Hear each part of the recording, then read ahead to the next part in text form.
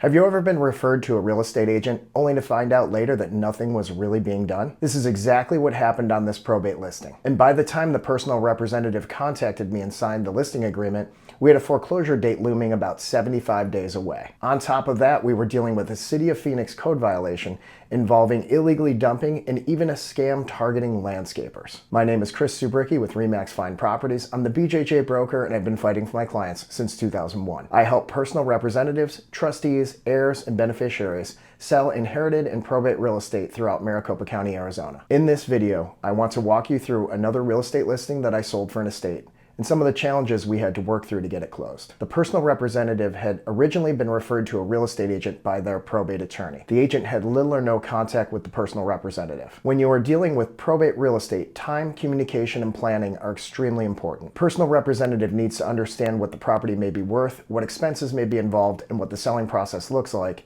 and what needs to happen before the home can go on the market. In this case, valuable time had already been lost. By the time the personal representative signed the listing agreement with me, there was a foreclosure sale date approximately 75 days away. In Arizona, when a property is facing foreclosure, you do not have unlimited time to figure things out. We had to move quickly, but we also had to move correctly. This was still a probate property, and the estate needed proper representation, communication, and a plan. The probate attorney had referred the personal representative to a very good estate sale company, and they did a great job. They helped the estate move through the personal property and cleanout phase, which allowed us to move the property into the next stage by getting it ready for market. As if the probate process and foreclosure deadline was not enough, we also had a code violation issue with the City of Phoenix. Someone had dumped some large metal poles on the property, and these poles were filled with concrete. That created another problem for the estate. This was not normal trash that could just be picked up and thrown away. These were large, heavy, and difficult to remove items, and because they were on the property, the estate had to deal with the issue. In this case, the code violation and the dumped metal poles further complicated an already difficult situation. Once the estate sale company finished their work and the property was ready to move to the next phase,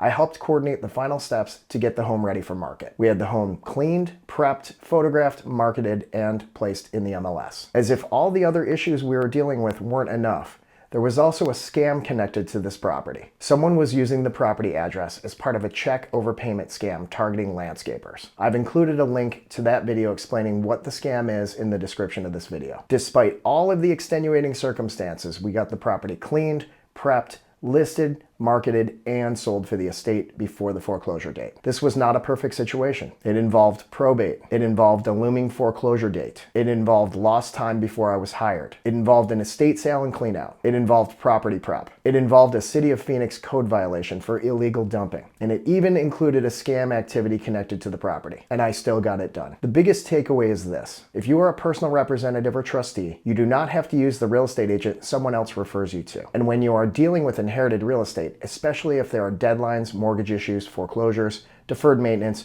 personal property, code violations, dumping issues, family pressure, you need someone who understands how to manage the probate process. Most of all, you need hands-on guidance. If you are a personal representative, trustee, heir, or beneficiary dealing with probate or inherited real estate in Maricopa County, I would be happy to help you understand your options. My name is Zubrycki with RE/MAX Fine Properties. I'm the BJJ broker and I've been fighting for my clients since 2001. Subscribe to the channel for more probate real estate case studies, inherited property tips, real estate scam warnings, and Maricopa County market updates.